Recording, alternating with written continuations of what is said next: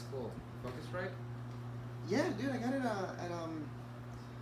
at a Guitar Center. It was I guess there was like a new version out, and so I asked them about like, do you have any like open box stuff? And I was like, yeah, we got a couple of open box stuff, and they had like this for $89. It was like half the price. It was like the V2, but it's still great. All right, so 5 seconds.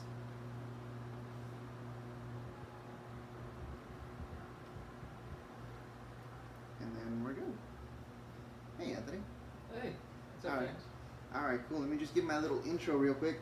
Hey, everybody. Welcome to the UltimateBS podcast, the podcast where I interview every headliner and competitor that's been in my show. Today with me, I have Anthony Martin. How you doing, Anthony Martin? I'm doing good. Did I say your name right?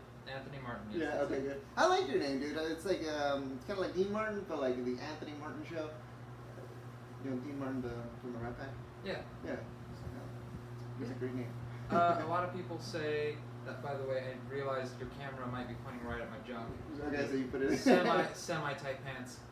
Yeah, a lot of people say my name sounds good for comedy because it's like Anthony Martin. Like, it's not complicated. It's not like, I don't know, Yashir Coffee. It's not, Right. It's not like... It's easy to say, yeah. Yeah. It's very classic. I guess. Yeah. Very white. Very white, that's a The good way to whitest put name it. ever. 2 first names. Yeah, dude. I like your name, and when you said you had your Anthony Martin show, I was like, oh, dude, yeah, he has a show. Yeah. How is that going, by the way? Well, it's not really a show that I'm supposed to do monthly. Uh-huh. I want to come up with something like that, and I have some ideas, but it's mostly just a way for me to practice generating new material. Okay. So the premise that I came up with was I want a place where I can do like 15 minutes, and no one's gonna give me that, so I'm just gonna have to make it myself. Okay, yeah. So I started off by just asking around, seeing what I could do. I wanted to start with a small venue, fourth wall. I'm on my second one now, so it's not like I've been doing this a while. Yeah. But now I have a new 15 minutes, and I think it's arguably better than my last 15 minutes. Oh, that's awesome. And so I'm just gonna go and I'm gonna do it, and see how that goes. Yeah. And I'm just gonna keep doing that, and at a certain point, I'll get really good at coming up with 15 minutes. And it's a fourth of an hour. That is a very good strategy to have. I mean, I had kind of like the similar idea when I was coming up with my show. Like, I figured that the best way to get like experience is to get like actual experience in front of a real crowd rather than an open mic. And so what I did was like, what if I had a show and where people brought people, and then everybody's gonna want people? You know, it kind of became what it is now. And so like, I'll host it, and then I'll have my 5 minutes in the beginning, and that'll be my open mic, and then I'll do this once a month. Like, I'll try to come up with the 5 minutes every month. But it's hard to be a showrunner and a comic at the same time. Yeah. Two completely different beasts. It's a different mentality too. Like, at least for me, when I'm because I host at Flappers, I host Tuesdays, and that's fun. That's a whole litany of responsibilities that I get to handle, and I enjoy that in itself. But I don't get to enjoy the mic. Like, there are sometimes where it's like, there are comics that I think are cool, and I want to go talk to that person, but like, I'm hosting the mic. Yeah. Like, I gotta be here. I gotta be over here next to the bucket doing this whole thing, and I try and make that fun. I try not to talk too much. Dude, I was at the Laugh Factory the other day, and the host did like 10 minutes. The host did like 10 minutes, not all at once, but like 2 minutes in between every other comic. I hate that, yeah. And then he got like 4 of his friends up. So he just said, fuck this room. And I feel like, because you know how some comics where like they feel the energy of the room and they're like, I'm going to lean into this? That's exactly what he did. He's just like, oh, you hate me? I'm going to really make you hate me. What was this guy's name? Abby something. I don't know. Okay. Who cares? He was funny, but like, I can't laugh and also be annoyed by you. Right. Yeah. And there was like no audience. It was like a small room of open micers. Okay, and then he was just taking advantage of that. There were 4 people in the room. Oh man, that's 4 real people. Brutal. And I've been at the Laugh Factory at the open mic when it's like almost full. For just an open mic. And there are like 15 people, and if he was doing it there, I would definitely like, I'd be a little bit more like, okay, like this is your limelight. I get you. But like for 4 people, yeah, Well, I don't know. I don't know. I would. I think I would. I feel like I should have been there in order to really experience it because I've heard different things. You know, like I've heard the comics saying that once you go into a room and there's like only two people, you still go out with like all the energy of like if it were like the Madison Square Garden or something. Right. Yeah, but he wasn't. Well, it wasn't even just like the I understand like in terms of her performance, but also he's the host. He's hosting the right. Yeah, people aren't here to see him. No, they're here to go up. Like he even said, like I'm gonna try and get everyone up. I'm gonna try and do this, and then also do 10 minutes, and only get your friends up. When you go up, do you host your show? Like, are you the host of that, or do you no, just? I don't like being the host. Yeah. I have Travis do that. Okay. Oh, that's He's cool. with it. Yeah. Like I'll give him time in the beginning, so Travis hosts, and then yeah, everyone just goes up. I think because I like Travis too. Like he's always doing open mics, so I know he's got 5 minutes in the bag. Yeah. So he goes up, he does his time, and then he knows how to work everything, and he just gets comfortable. That's awesome. Yeah, Travis is definitely a good asset or a good person to know. I mean, he's been with me since the beginning of my show too, and he's just been phenomenal. But yeah, dude, like you were at the fourth show that I had. I think it was the fourth one. Yeah. How did that go for you? Not good. Not good. Did you watch the video? No. No? Oh. I sent the video to someone because I was like, I had a bad set recently, and they were just like, oh, well, let me take a look at it. And they were nice. They were like, oh, it seemed like the room was weird. Yeah, it was. Not you were weird. And my friend, okay, so my friend sat in the front. My closer friends, they still talk to me. That one girl that he's like, hey, who'd you come to see? Anthony? Never speak to Anthony again. You know what happened? She's never spoken to me since. Oh, fucking. She still follows me on Instagram and watches my stories. But like, I refuse to make the first step. She has to come to me now. Okay. Well, hopefully she listens to this podcast and understands. Come back. Yeah, she's totally. Let's be friends again. Nah. I felt like she was into me, and then she wasn't into me. Because I think that's the whole reason. She didn't tell me she was going to come to that show. Oh, okay. Which meant, like, I was just like, oh, I'm going to impress her so much. Yeah. Like, dude, she's going to be all over me, bro. And then I just fucking fucked it all up. Yeah, dude. I was, like, waiting for some of your jokes to come out. I have terrible memory right now, but I was waiting for this particular one that you had been working on, like the open mics before that, that Friday. And I was like, oh, he's going to do this one, but it never came up. So I wish I could recall it.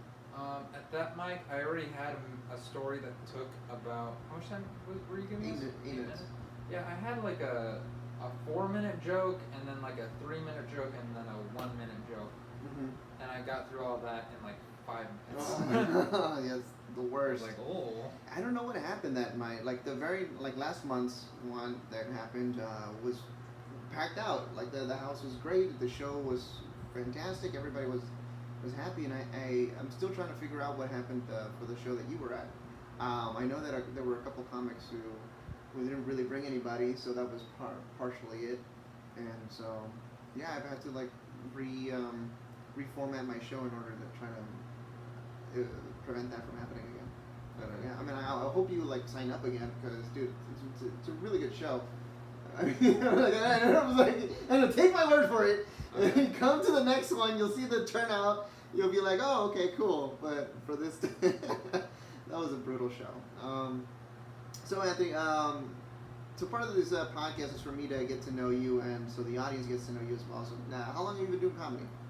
I'm rounding 4 years sometime this year. Okay. I've been doing it like 3 years, and I think I'm passing 4 years, or maybe I already passed it. I'm not really sure. I just know sometime around December, I think, but I don't know if it came up yet or if it's passed. Okay. Yeah, I feel that. Yeah. I also sometimes I know I started I did one in 2015, and then it waited another year in 2016. But I still tell people I've only been doing it for like a year. I cannot be like, at the 2-year mark yet. My level's not that good. Yeah, I met you at Flappers. That like I know you don't remember, but when I first started, you were one of the first comics that talked to me. Yeah.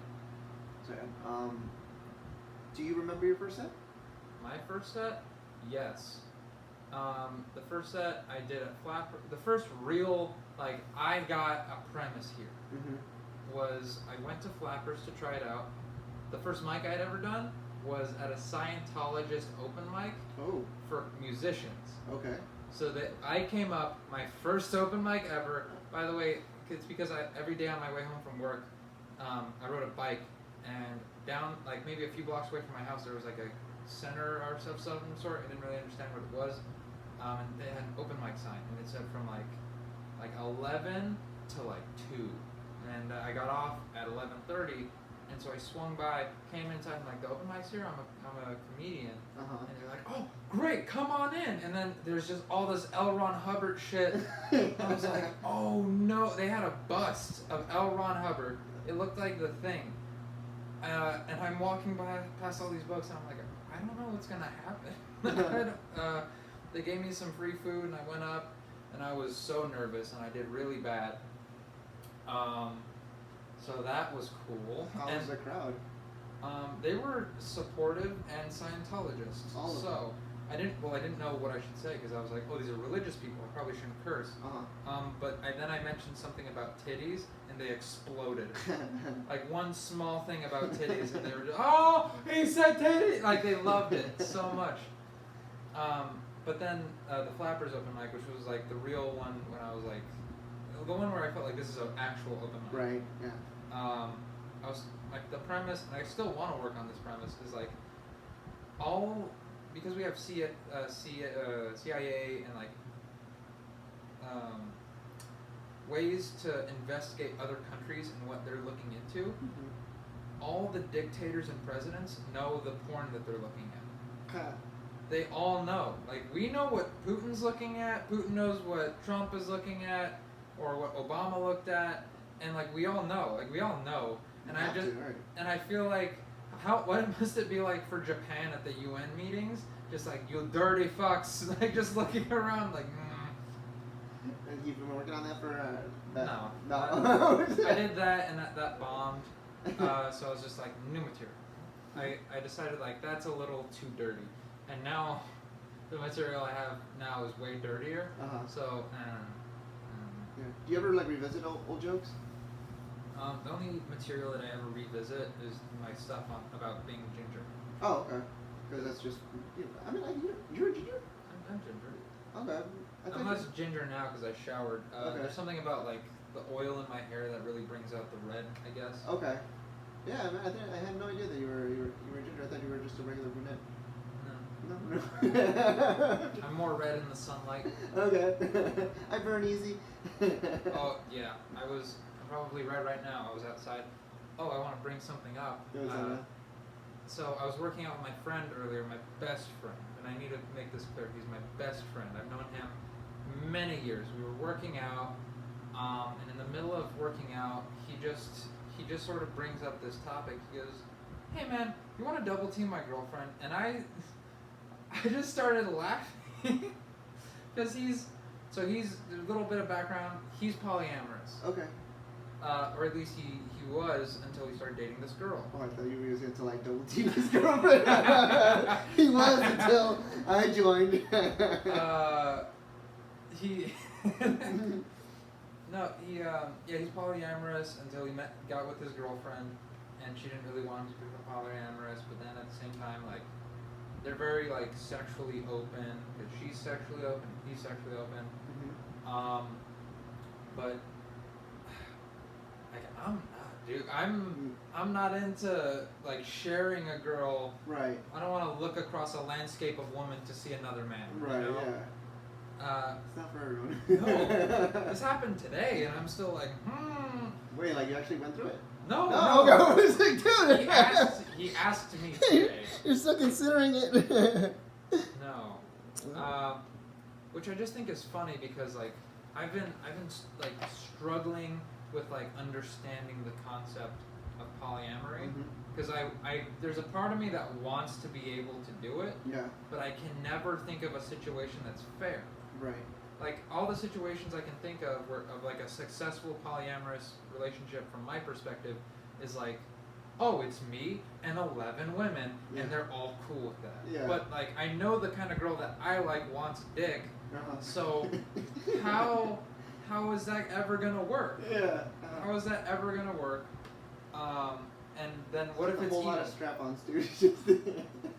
What, like, the situation I keep coming up with is like I'm the last man on earth. Like, that's the only way you can make it work. Well, then I think about like, what if it's even? What if it's like 3 girls and 3 guys? But then all of a sudden, like, I have to be the biggest dick, and I have to be the strong. I have to be the best. They have to be like beta as fuck for this to work. And I just think like I don't think I can make this situation work. I like how you measure. Yeah. Man, yeah, I mean, that's an interesting topic. We can jump into it because I'm actually friends with somebody who was polyamorous. Yeah. Or well, I was a swinger, and that's just a whole different interesting lifestyle. I got some stories, but I don't know if I should go into them. I went to a swingers club once. Ooh. Yeah, that was an interesting experience. Alone or with No, someone? with him and like another couple other friends. The interesting thing about a swingers club is that it's just like a regular club, except that there's like a room with lockers, and then there's like the sex room, just like a whole bunch of beds everywhere, and yeah, it was. Like see everybody? Yeah, you can. Ooh. But like you're only allowed as a guy, you're only allowed into that sex room if there's like a girl with you. So What if you're gay? I don't know. That's a good question. I don't know if it was a No gays. Probably. Yeah, No I gays. didn't ask. That is a very good, interesting. The bouncer's gay, and he's like, Yeah. "Oh, you're gay? Yeah. Let's go." Do we have another room for you? No, but yeah, stepping into that was like an interesting experience because it was like stepping into like this world of like imagination. Like there was red beads that were separated. Like you walk in, you sign in, you have to sign out all these little papers and legal stuff, and then there's like there's red beads, and like behind the red beads, it's just like a whole bunch of like the rooms are black, and then like there's red lighting, and the first thing I saw as soon as I walked through was just like this guy who was dressed in he was dressed nice. And on his right hand, he had a chain, and that chain was like, going up to this girl he was just parading her around, and they were just walking. And I was like, oh man, wow, they're just walking around like that, and that was his pet, his wife was his pet, and what was I gonna say? Yeah, it was kind of like stepping into like an anime expo, but just like dirty. Oh. That was like the difference. It's a fuck expo. Yeah, it was just a Fuck Expo. Everybody was cosplaying, And there was this really old lady who like saw me, and she was like, "Ooh, fresh meat," and I was like, I don't know, thank you." It was nervous. Be gentle. Oh gosh. Oh gee. You're the one square. That's what I don't want to be, because like my friend who's polyamorous, he described me as vanilla. Okay. Which, like, I don't want to be vanilla. Like, hey, yeah. like I want to be something more than vanilla. Do you have like a religious background? I do. Yeah. I do have a Mormon religious background. No. Yeah, I don't know, man. I know I'm Catholic, Christian, and then my aunt is in like, I don't know what she believes in. My brother says she's in a cult. Okay. That didn't really tell me which cult it was, but I didn't ask. I was just sort of like, she's in a cult. Yeah. Like, okay. How do we get her out? Like, I didn't Are ask. we okay with this? Yeah. Like if my Catholic brother is like, she's in a cult, I know it's a cult. Like that's how I know. Yeah, without a doubt, hands down, because he's in it, right? Yeah, he's in his own cult. He's in a rival cult. He's a rivaling cult, man. So how old is your brother? Are you like the youngest, oldest? I'm the youngest of 8. Whoa. Yeah, you're definitely Catholic, huh? Yeah. Yeah. Well, it's actually kind of an interesting story because like I'm the only child of my 2 parents because they both had their own marriages. Okay. So my dad was married and he adopted a child with this woman, and then they got divorced. And then my mom was married to this guy, had 4 kids, and then got divorced. And then they had me. So that's 6, and then my aunt died. Okay. And my mom was their godmother, and so 2 more. Oh, okay, never mind then. Yeah. Okay. So it was kind of like Never mind as in what? Like, oh, you're No, like, well, you're originally thinking like, oh, they fuck a lot. yeah, that's what I was thinking. I was like, oh, they're Catholic, so they don't use protection, so that's why they have so many kids. But it's not like that. They're divorced and there's kids from everywhere. Yeah. So it was a weird situation. But very noble though, to taking other sister's kids. I look up to them a little bit for that, just a little bit. How much younger are you? My closest sibling would be my god siblings, which are 5 years older than me. Okay. And then it's like much older than that. They're the only ones whose age I can keep track of. Okay. But I know my oldest brother is around 40. Oh wow. Yeah. Okay. He still lives with my parents, and he believes the Earth is flat. So, I'm doing a lot better than him, and I do comedy. Yeah, I'm the favorite. I'm definitely not the favorite. Have your parents come to watch you? No, hell no. Not yet. They keep saying like, "When can we see your show?" And I was like, "When I'm on TV, yeah, then you can see my show." That's the only time I'll ever be proud of myself enough to show. All right, well, awesome, dude. Like, you performed at Flappers a lot. How did you get that gig?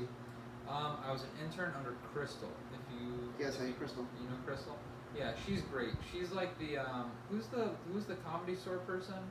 The comedy store booker who was like this really nice lady. I don't know. What was her name? Something Shore. Polly Shore's mom. Oh, Mitzi Shore. Mitzi Shore. Yeah, she's like the Mitzi Shore of Flappers. She ended up quitting, getting a new job. But Crystal was great. She would come down, and she really cared about us comics, and she would talk to us. And I was her last intern, her second best intern under Shree Haj. So I was pretty good. And then she made me a host. She gave me the opportunity to produce a show at Flappers, like host it and stuff. I blew that. That was terrible. Just because I wasn't ready. I'd never produced a show before. Yeah. Did you get a cut from that? How does that work? No, my cut was like free food and a hosting spot. But in that show, I met Whitney Cummings. Oh, cool. Yeah, she came in to do a drop-in spot. And she gave me some pretty interesting advice. She gave me 2 pieces of very general advice, which was like, be honest, be transparent, be yourself. But then the third one I'd never heard before, which was be specific. That's a weird tip to give, be specific. But if you think about it, like a lot of really great bits, John Mulaney is like the king of being specific. Like he has that bit about being in a diner and playing different songs on the jukebox, and then he played What's New Pussycat like 11 times or something. Yeah. That's hilarious. It is. And that's so specific. Like playing What's New Pussycat on a jukebox. Doesn't sound funny on paper, but the way he tells it, it is. Yeah. So that sort of changed the way I made material. There was this, speaking of like changing your material, I found that like before, one of the things I would do is like I would make material, I would have like my own way of doing stand-up where it's like I'm fucking around and I'm interacting with the audience and like I'm trying to be loose and come up with stuff on the fly and like be witty, and then I have my material. And now I'm trying to evolve it so that my material and that side of me can combine into one thing. Like I can always jump in with the audience and then jump out to the material. It's a good balance to have. It's a good skill to be able to do crowd work and also have. You have to write it weird though. Like you have to write like I feel it makes me feel like I have to write my bits a little bit empty. Oh, okay. So you kind of set yourself up for interacting with somebody. I haven't delved into crowd work yet because I know that every time I've tried, it's never come out well. It's very. Well, you have to keep doing it. Yeah, I know, but it's just like every time I do it, it's like it ruins the rest of the night for everybody. It just when I bomb, dude, I bomb so hard that like nobody else laughs or anyone else. That's why I don't like to go up first. But the joke of yours that comes to mind is the one about like 16-year-old pussy or something. And I just imagine 18-year-old pussy. 18-year-old pussy. My bad. Oops. At least that's legal. But like, I just imagine you going to the crowd like, you like 18-year-old pussy? Just going around the room. 18-year-old pussy. Any 18-year-old pussy in the house? Anybody who loves sushi? That's how I started. You guys must not like sushi. Yeah. Yeah, no, dude. Like, I'm still trying to figure out how to write. It's a process. They said that I've heard from people that said that when you're within your first 4 years, you're not going to know what the hell is going on. But to me, it gets to the point where I feel like I'm wasting everyone's time by trying to figure it out while I'm on stage. So I'll go with an idea of like what I want to say. Like I'll have 3 jokes, and I'll write them out, and then I'll try to memorize them a little bit, and then go to the 4th wall and be completely stoned and see what comes out. Well, is being stoned what's best for you? Like, it's worked a couple times, and so I kind of like the amount of laughs that I get when I'm in that mind frame. but see, I have like stony material, Uh-huh. but it's not as good as my other material, and I found out that like I'm not the kind of guy who can get up on stage hot. Okay. Like apparently being drunk helps Okay. for me, because then I get loose and I say crazy outlandish stuff, and like I dig myself into a hole, but it's like a confident dig. You Okay. know? It's like, yeah, I'm in this hole, Yeah. and you know what else? Like, I'm like yelling as I dig myself deeper into the hole, and sometimes that's really funny. Yeah. I want to try doing it drunk, but I start to slur my words when I get drunk, so I'm like, I have to find the right balance for that as well. I don't slur if I take my time. And Okay. I take my time when I'm drinking because I can't think that fast. Okay. So it balances out. Well, that's good. As for being high, I can only be a little. Yeah, that's also another thing, you have to find the right balance. Because I've been up there and I'll be like, forgot everything, and now I'm wasting everyone's time, and now I'm thinking about how much I'm wasting people's time. Am I talking out loud? That'll happen to me. I think being high only really helps if you're coming up with new stuff, or you're writing. I think being high really helps when I'm writing, because I have this routine. I have a coffee shop I like. I go there when I need to do work. Mm-hmm. So I go there, I sit down, and I dedicate like 2 or 3 hours to just writing. That's good. And so I usually do this on like a Friday morning, where like I'll get breakfast, I'll eat an edible, and it's a fatty breakfast because fat, your brain uses fat for stuff. Don't know that much about brain chemistry, but I heard that once, and I was like, I'm getting a fatty breakfast. So like an egg burrito with like bacon and stuff, I get that, and then I get coffee, and I start drinking coffee as I I have like a brain drink. There's this Genius brand, it's kind of like Alpha Brain, which Joe Rogan uses, except it's a powder, and it's kind of... Does it work? It works, yeah. Everyone I've given it to is like, I noticed a difference. Okay. Cool. I kind of think it might just be pre-workout. Okay. But... Caffeine and pre-workout, dude, I'm fucking wired. It's not like when I take this, it's called Genius Consciousness. When I take the Genius Consciousness, and because it's like a mushroom-based thing, Okay. It has like lime, main, and all that stuff. So when I take that and coffee, or that and weed, I'm fine. But it's some sort of combination of those 3 things that gives me heart palpitations. Oh. And I'm like, and I want to go home and lay down. Yeah. But sometimes I'll like. Probably caffeine. I write like a madman when I do that. That's awesome. So it's like not like It's not always the best stuff, but like. At least you're being productive with writing, right? I'll barf a bunch of premises, and then I'll have I have too many premises. Mm-hmm. I have too much material. Oh, I have a good like. I'd say 10 to 30% of all of my notebooks have not been done on stage. Yeah. Some of it's like stuff I really want to do. Do you have it on your phone, like your premises? I know one that I have. It's not on my phone, but it's on all my notebooks. I keep them, and I carry over material. Okay. So I take the first couple of pages from each notebook, and I write like the shorthand of all my material. Okay. So that way it's a review, and it gives me new ideas of like, I remember that bit. That was like. And you can call back to the. Right. And sometimes I'll come up with like through lines. Like I've done that a bunch of times. Like there's a joke I'm doing right now where like I finally wrote the connecting part to the joke. Like I wrote the rest of the joke, and I only ever had the first 2 lines of the joke. Oh, great! Yeah. And I tried doing the same too, because it's about hitting kids, and then I would explain more about like you should hit kids this way, or like I had so many different takes on it.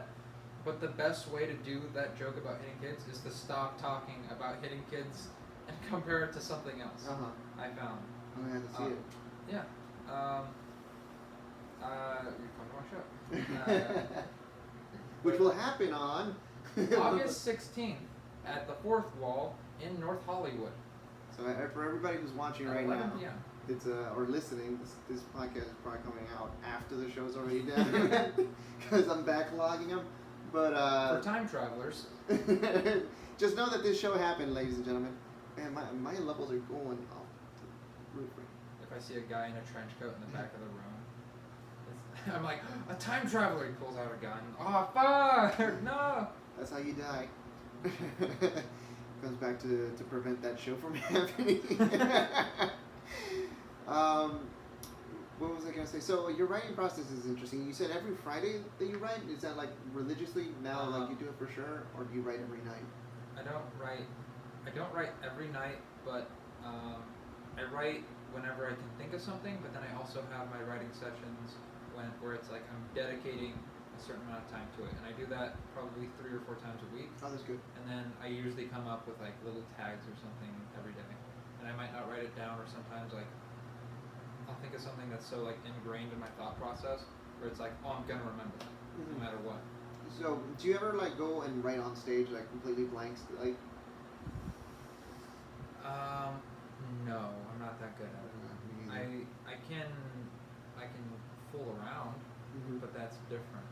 I used to try going up with nothing written and trying the subject that way or the premise that way, and then I'd go back and write the thing based off of what I did on stage. But sometimes it's just like this thing I will write is just immediately way better in a vacuum than what I would do if I went up on stage and tried it in an environment. Okay, that's cool. That's good that you know that about yourself.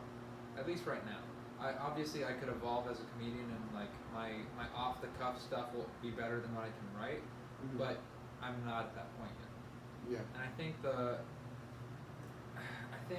the lack of long sets in LA is keeping the talent from growing. You think so? Yes, I think that if clubs would give comics more opportunities to do like 10 minutes, you would really see people get better, and you would be able to foster good comedy and better comedians. But they're not looking to do that. Not every comedy club is a place that wants to foster comedians and see you grow. That's where you live or die, and that's like they just want you to bring your people. Yeah, it's a business. Yeah, yeah. Flappers is a development club, right? I think that's what Crystal told me once, that they were more focused on developing a comic, and so, because the story goes that like I had auditioned at Flappers just to audition, and I got an email saying like, hey, you're booked for this show, and I was like, why? I'm not that funny, why? You know? And so like the very next day I went into the Flappers and I found Crystal, and I was like, why me? And they're like, oh, we like to give any like first timers, you know, like an opportunity where development comes. And I was like, oh, okay, business. The guy's gonna bring people. You want 5 minutes, bring 5 people, and then they have to buy 2 items. I was like, okay, I get it now. Yeah, if they're so money oriented, I don't get why. I had this one incident at Flappers where like the show I was on got canceled because there were only like 10 people in the room. Okay. But I had brought 8 of those 10 people. Oh, damn. And they were gonna move the headliner to the other show. And my people were like, oh, okay, so we're not gonna get to see you. And I was like, let me see what I can do. Because if they're moving the headliner and she didn't bring anybody, maybe they'll move me if I bring 8 people to the next show. Yeah. And so I asked them about that, and like on my way there, I was really annoyed that like these people wanted to see me. I feel like a loser. Yeah. Because like the show I was on got canceled because not enough people came, but I did my job. Yeah. No one else did their job. Yeah, you brought the people. And I kicked the door open, not like hard. It wasn't like yeah. I just like it was like those thin doors at Flappers. You know what I mean? And I just sort of kicked it like not hard, like a minute. Like I could have punched it harder. Okay. And it rattled and it scared the manager. And she flipped out at me. She was like, oh my God, oh, whoo. And she walked around, and then I went and I asked one of the other managers if I could get moved over there, and like, oh, you have to check in with her. And so I went over to her, and she goes, no, I think what you did earlier was really unprofessional. And I was like, I'm still mad about it. I'm like, but I have all the people. Yeah. Let me just do my time. You're gonna make like over $100 off of these 8 people. If this is a club, if this is a place of business, obviously I'm upset. My show got canceled. Yeah. I want to do my thing. Yeah. And you're not letting me, and now you're not letting me because I cared too much about doing the show. Yeah. Oh, that's unfortunate. Yeah. And what happened? Did she say? I just had to leave. And then all your people left too? We just left. Oh man. Yeah. Should have brought them to my show, dude. I didn't know your show existed around that time. It's okay. It's a brand new show. Do you have like a solid 10-minute material? Like you have like a solid something amount of time? I have like 25 minutes. 25 solid minutes? Yeah. Oh, that's dude. That's awesome. I would take 10 of the last 15 I did, and then I would probably take around 8 of the 15 I have now. And then I have another 5 to 7 that I haven't done in a while, but I know works because it's like the ginger material, which I've been doing my whole life.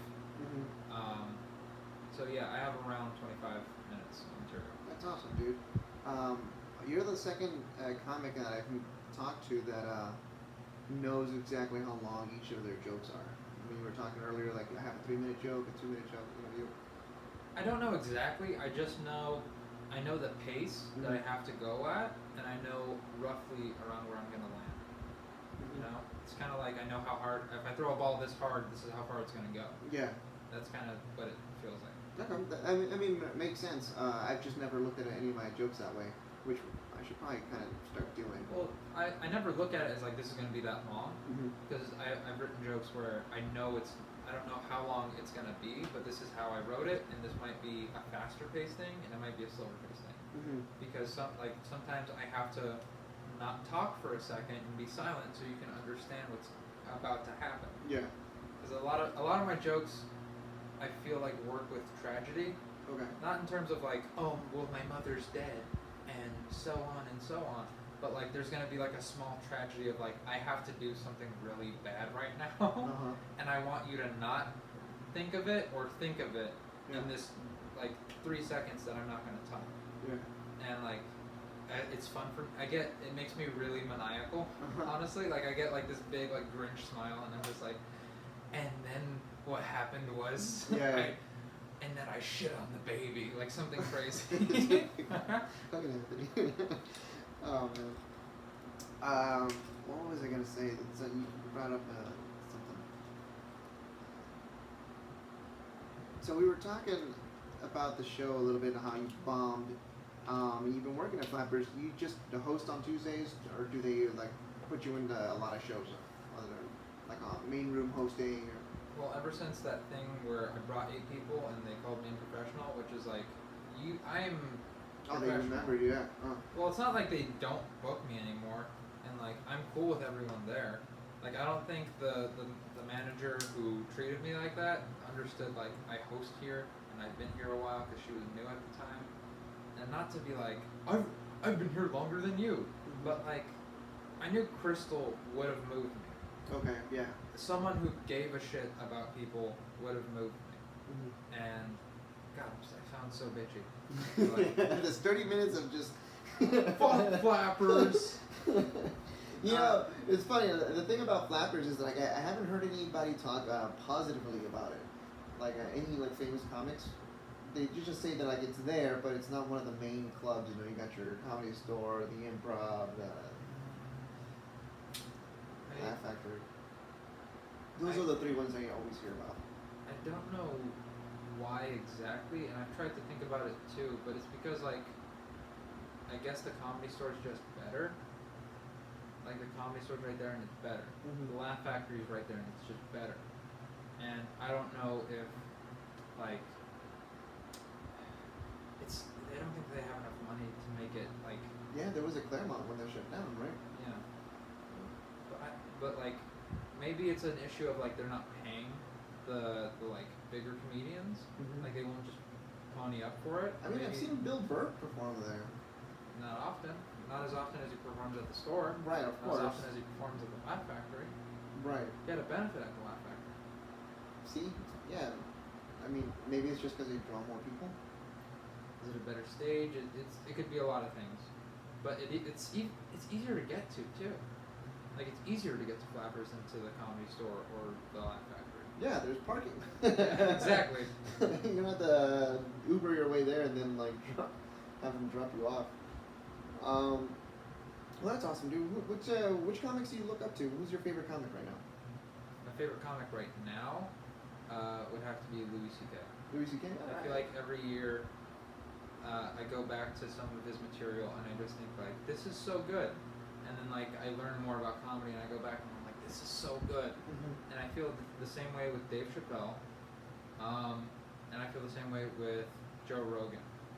I like Joe Rogan especially because I like how he really is like a Boston style comic. Like he really just pounds you with material and jokes, but then like you can see like he knows exactly where he is. He's calm and he's having fun, and he wrote the material that way. He wrote the material to be fun, but also to be hard hitting, and for him to be coming at you fast. Mm-hmm. Have you ever seen him live?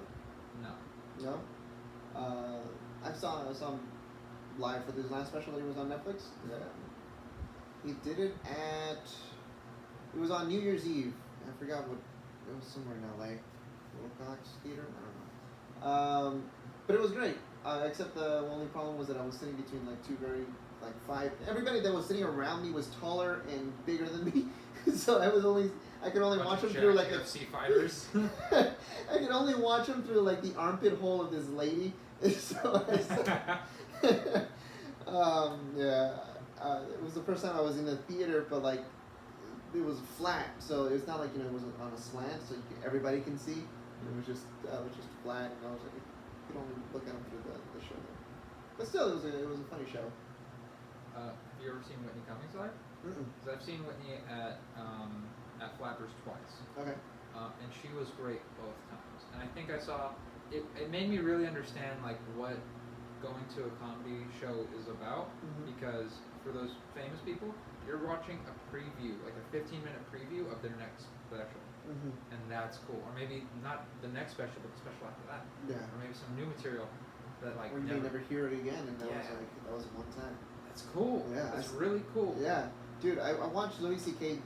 Perform his 2017 special 3 times. Get the fuck out. Yeah, dude, I saw him perform like, because I'm subscribed to his email list, right? And he was like, "Oh, surprise show in Oxnard 2 days from now, like on Friday." I was like, bought the ticket, went to this like high school auditorium, and he performed it, and I loved the show. And then I watched it again in Long Beach, and a lot of the material that he had the first time around was gone.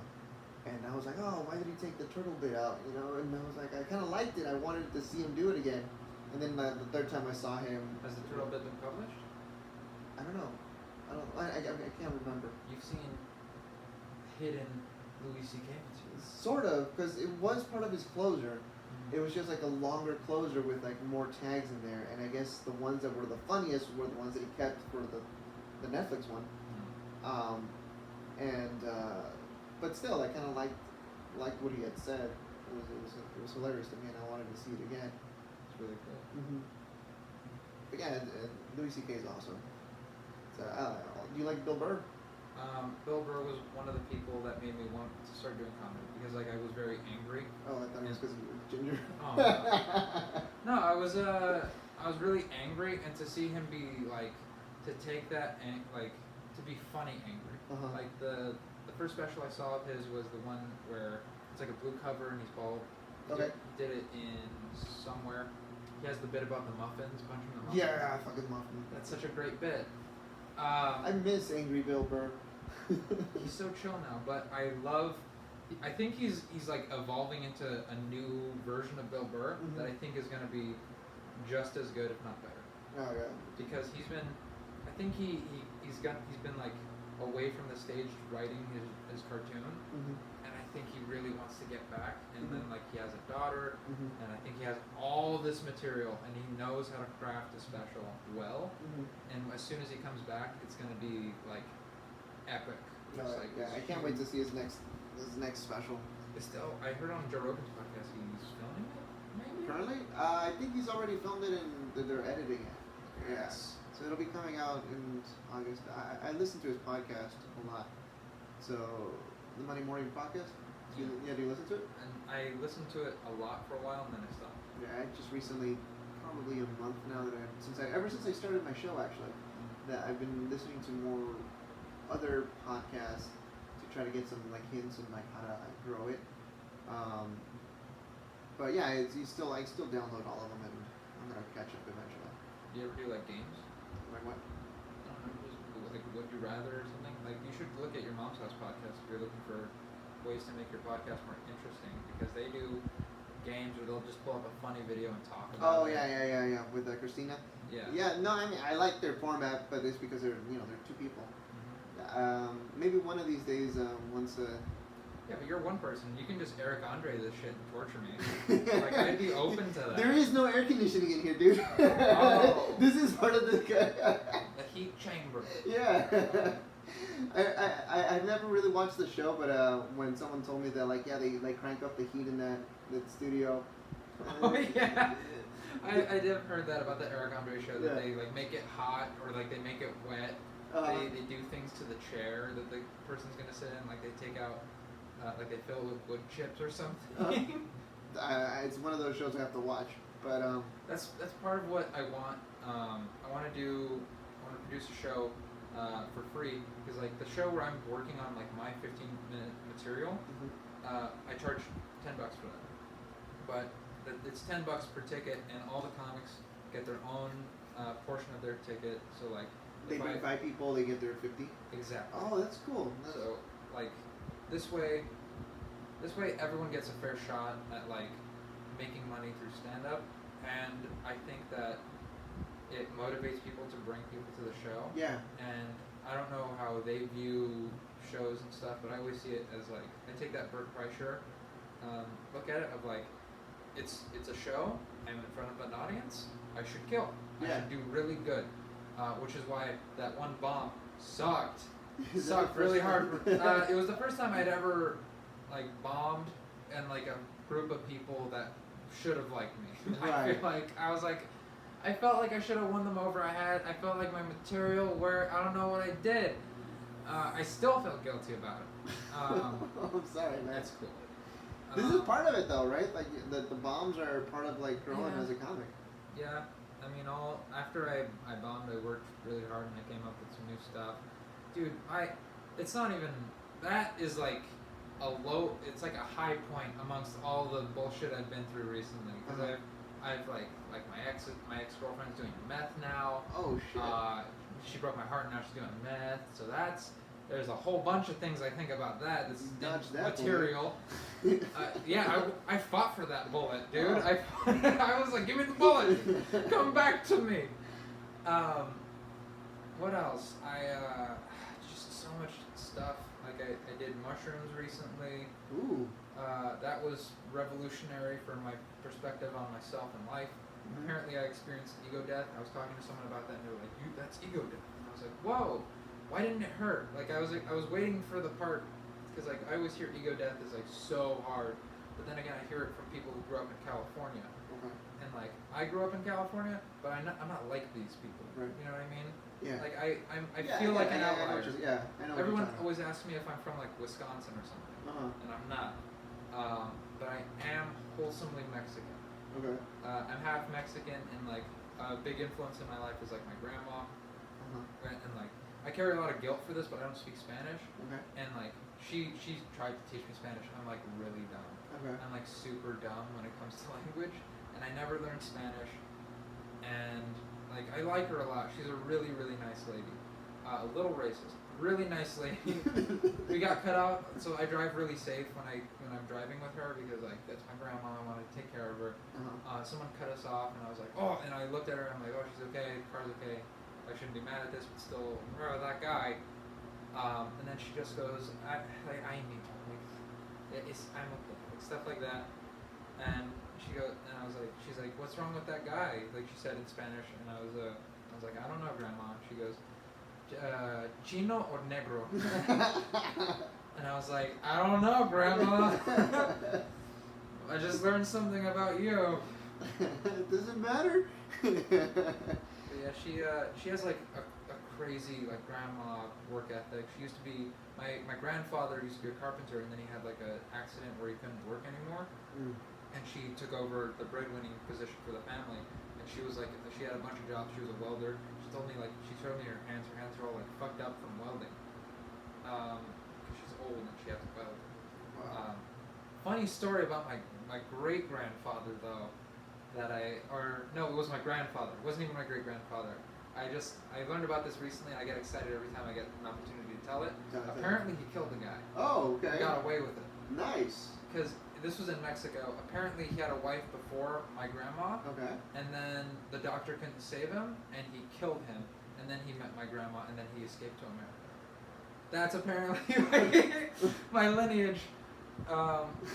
So that I don't know why that makes me happy. I don't know why it's like, yeah. You got away with it, man. I don't know. I guess it's because like I look like this, and I'm ginger, and I'm white, and this is some real street cred shit. Like it makes me feel hard. Like, yeah. It's almost like you killed a guy. Yeah, exactly. My last name killed a guy. You know, you share something in common with Louis C.K. He's also half Mexican. Yeah. Oh, he's full Mexican, isn't he? Full Mexican? I heard, wasn't he, or maybe he's half Mexican, but like apparently he grew up in Mexico. Yeah, too? he did grow up in Mexico until he was 6. I've never heard or seen him speak Spanish. Me neither. I don't think I have either. Do you think that's on purpose? Maybe. I think it. I don't know. I have a terrible memory. Like I know that I've consumed him talking about it, and like the story about him going to Mexico, growing up there, and then how he did talk in Spanish for a while, but I don't recall exactly where the story went after that. I think it was the one with him and Mark Maron. They were talking. Was Mark Maron's podcast good? I haven't listened to it. I hear he's like the god of podcasts or whatever. That is supposed to be really, really good because of the guests that he has, and they're just very sweet. Obama. Huh? Yeah, he got Obama. I heard that one. Listen to that one. Joe Rogan had Bernie. No way. Yeah, he just recently had Bernie Sanders on. Damn, I've stopped listening to Joe Rogan too. I'm gonna get on that. Joe Rogan like took like a 2-week break or something. I haven't noticed. No, you haven't? Or something's wrong with my phone. Who do you say your style mostly resembles? Or who do you wish you were more like? I definitely have bits where I feel like I'm channeling Chris D'Elia. Like I'm trying, like, cause that's what I try and do. I look at bigger comedians as ceilings in terms of like flavor. Like you know what I mean? Like if they were food, they would be spicy, and like they're like ghost pepper spicy. So it's okay if I get to like habanero spicy. Okay. And so that's how I feel like with Chris D'Elia, because Chris D'Elia is like super exuberant, physical, and kind of dumb. Mm-hmm. Like some of his material, it's like this is so dumb, but I'm laughing so hard. Yeah. Like when he's like, it always goes back to the fact that he put, like, if I were him, I wouldn't have put that in the special. The part where he's like chasing a roller coaster and flipping it off as a Russian guy. I didn't see that. It's just so silly and weird, and I don't get it. Like I don't get it. But it works, and it killed. And it makes me think like there's levels to this, and he's doing it in such a different way than a lot of other people, and me particularly. And I think that he's his own vein now. Like he's definitely like, you can, if you're gonna go in this direction, you're gonna go towards Chris D'Elia. I guess the last person before him was Jim Carrey, but I watched some of Jim Carrey's stand up, and I made it 3 minutes in before I was like, I can't watch this. Yeah. Silly. It's just silly. Just super silly. But I love Chris D'Elia's work, and so I feel like with bits where I want to be more physical, I just think like, am I as physical as Chris D'Elia? No. So I have plenty of room to get there. Or am I being as silly? No. I have plenty of room to get there. Same way with Louis C.K. Am I as gross as him? No. I have plenty of room to get there.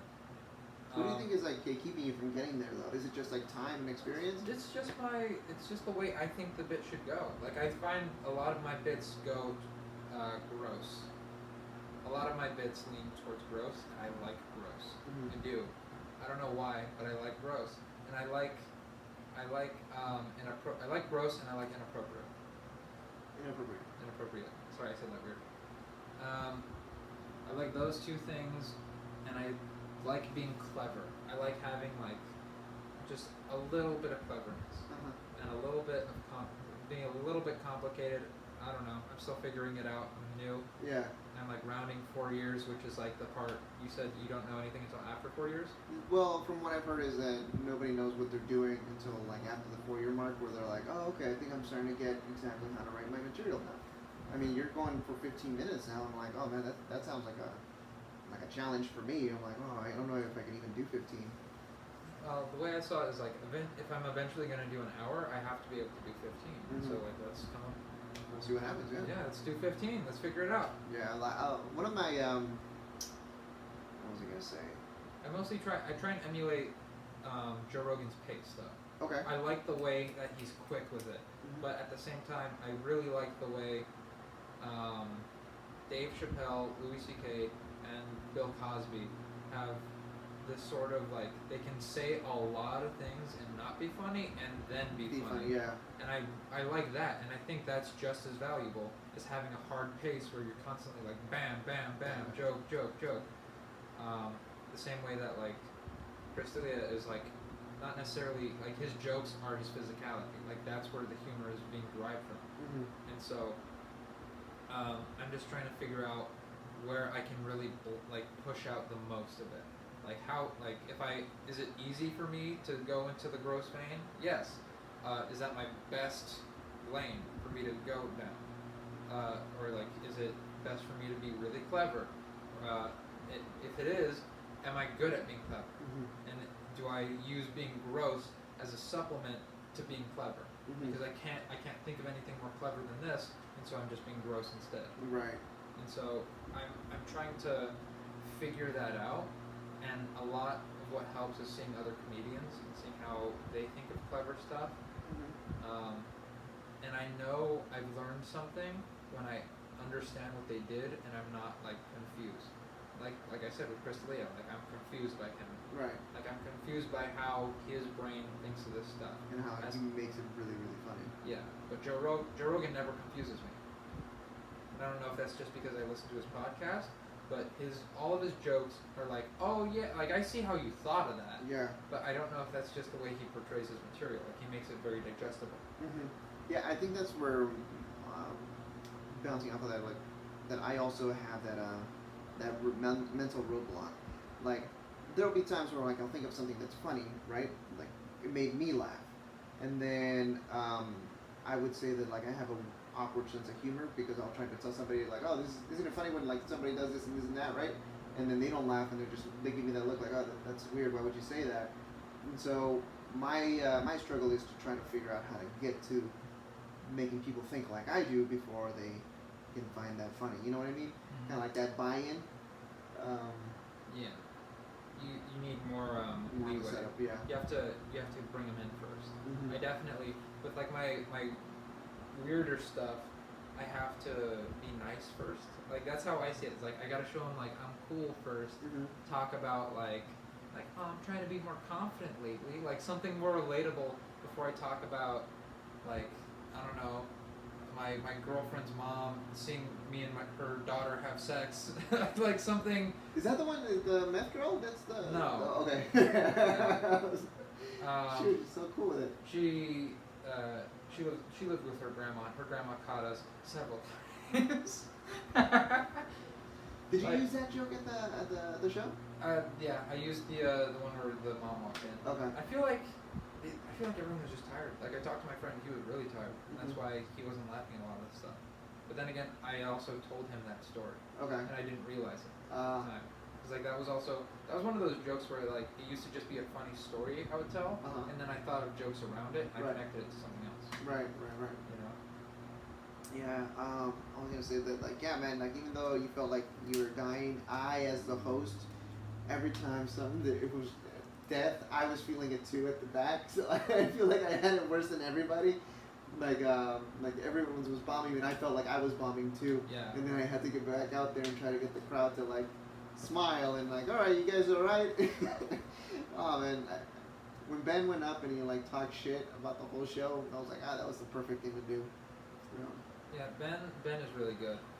There was a moment during that show where he was doing really good, and I understood. Like I said, it made sense. Everything that he did, the way he saw, like the way, like he had that like pitcher's eye of like he saw it coming down from the angle. He knew the speed, he knew the angle, and he just knew exactly how to hit the ball. And I just went like, he's better than me, and I walked out, and I was just like, fuck. And I went to my car, got a joint, smoked a little bit of weed with Katie. Okay. And that was cool. That's awesome, dude. Yeah, but that also made me, I'm spiteful. You want to go back? Yeah, I want to go back and be like I want to make Ben Thompson bomb. Like that's what it made me feel like. I want to do so good. Good, man. Good. Which is I'm so spiteful. I like Ben. He's cool. He's a nice guy. It's called friendly competition. You got that competition. Like you're very competitive. If you want to sign up for this next show, dude, like taking sign up. No, actually, you see me like shaking him in the back, like get on stage, Ben. No, what do you call it? He got recently dethroned by Salvador de Santos. Really? Yeah. Oh, Sal's great. I love Sal. Yeah, so he beat Ben in the last minute tiebreaker. So they tied, and then I implemented this new thing where I allow the comics that are tied to do one more joke, one more minute, and then to get more votes that way. And they were head to head, and then they flipped the coin. Ben went up first. He did his thing, and then Sal came up and like murdered, and then Sal won. So he's gonna be the defending champion. But because Ben was so good on his feet, I decided to let him host this next month coming up. Oh, he's gonna host it? He's gonna host it. That's cool. Yeah, I want to see how that works out without me being like right there, and then maybe I'll do a 5-minute set right before the headliner. Okay. Do you think you're gonna go more into the vein of producing rather than performing? I got plans for this show. Mm-hmm. I mean, you kind of started like your own like mini network of like it's a show, it's got a podcast, and it's got a YouTube channel. Yep. And it's all got the same name, and it's all got the same premise. Mm-hmm. It's just like a comic with comedians, and we're doing stand up and figuring this all out. Mm-hmm. Yeah. That's part of it. It's a brand. So one of my ideas for this show is like, once I get the skeleton down like really well, like how it works, I want to try to kind of make it a franchise. So like, let's say I have a friend in Long Beach who's like, hey dude, I really like your show. I got a room. You know, I'll just sell him my idea, and then he can, as long as he uses the Ultimate Bringer logo and just uploads it to the whatever, then it just becomes this. Like I could have a room in Long Beach, I could have a room in San Francisco, I could have a thing, and then maybe across the United States, everybody like tunes in live to watch and vote at the same time every night. So you would have to travel with that show first. Right. I mean, this is like ideas for the future, but right now, that would be really easy if you were to like ever do road shows. Mm-hmm. Like you have a van, right? I do have a van, yeah. I mean, if you were to ever like go out on the road and like you book some stuff in like you book some stuff out in San Francisco, while you're there, check around, see what open mics you can do, see what open mics you can set up. Like, hey, I'm bringing the Bringer show to San Francisco at the whatever, and we're doing 3 nights at yeah, dude, like the whatever next to the pile of homeless people. Yeah, possibilities are in. Wherever there's a stage, I can do it. But yeah, like I don't have I'm not like keeping the show 100% myself. I'm like, eventually, I wanted to be self-sufficient. Like I want to keep this a free show for as long as I can. It's been very expensive. I bet. And but now I have a venue at a bar, and we're gonna try to work out a deal like this month. They'll let me host it there for free. So we'll see how that goes, and if they like it, then maybe I'll do it again next month. And if I start getting some traction, I'll make this next year, like in January. I want to have 3 shows a month, and each show is going to be like Group A, Group B, Group C. So each group has their own defending champion, and then at the end of the year, out of all those defending champions throughout the whole year, they'll have like a big, like ultimate showdown of like all the winners, and then you'll see who's the funniest out of the funniest. The cool thing about that is that it would be the promotion would be amongst comedians. It'd be like I know Ben Thompson's good. If Ben Thompson made it to the end, it'd be like, oh damn, that's gonna be a good show. If it's like Ben Thompson against Salvador dos Santos against Eric Rocha, that would be a fun show. Yeah. That's sort of the premise of like the show that I make. It's like I have Alice Hamilton. I know she's good. She's really good. Dude, talk to Travis, because Travis knows everybody, right? If you want like a really good lineup of like great comics, just tell him like, hey Travis, you got like great comics, and he'll give you Bruno, he'll give you Eric. I'm also trying to get people to come out to the show.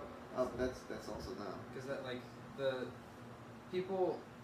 best comics don't always have audiences. That's true. Because sometimes to get really good, you bring people, and like you don't always do good, and you burn bridges, like the girl who won't talk to me, and it's just like she's never gonna come see me and do a show ever. Not unless you're on TV. No, but that just makes me want to be on TV even more. You know? Yeah. And so like at a certain point you run out of all your resources, and like you just gotta keep going, and I think at a certain point you get new people. Yeah. You know, you find fans. Yeah. That's the hardest thing for me to get through to everybody, is that like, yes, it's a bringer show, you have to bring people, you know, that's the only way that the show is going to be great, if everybody brings somebody. But like Ben said, like you have to find the right balance between somebody who's recently starting to do it, who has a lot of people to bring, and somebody who's been really, really funny but doesn't have a lot of people to bring. You know, it's just, I don't know. You gotta find the balance and motivate. Basically, what I want is for the really good people, when they have people, right? I want them to bring them to my show rather than taking them to Flappers for a 5-minute set. Yeah. You know, bring them to my show because you can win money here. Bring them to my show because I have a great place for you. Bring them to my show because your audience is going to get in for free, and they can have all the liquor they want, and it's going to be a great show. Like, I think that like the bigger the audience, the better the show's going to be. Whether you suck or you don't suck, there's going to be some sympathy laughs in there. The rate of success goes up. Yeah, that's exactly it. I think it's because like each person judges the joke individually, and it's also a social thing where it's like it spreads. Yeah.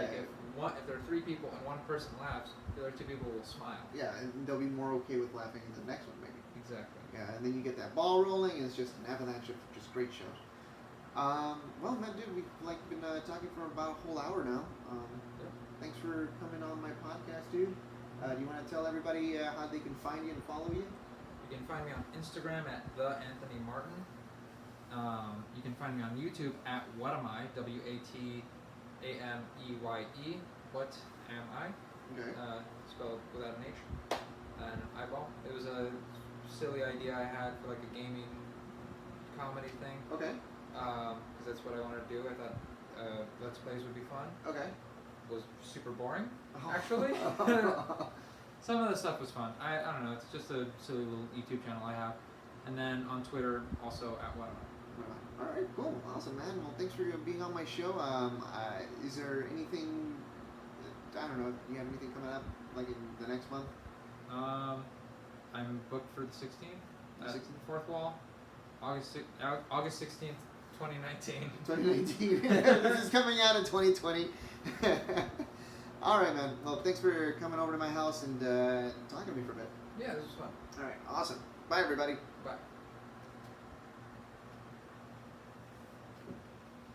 Man, I was in the red the whole time.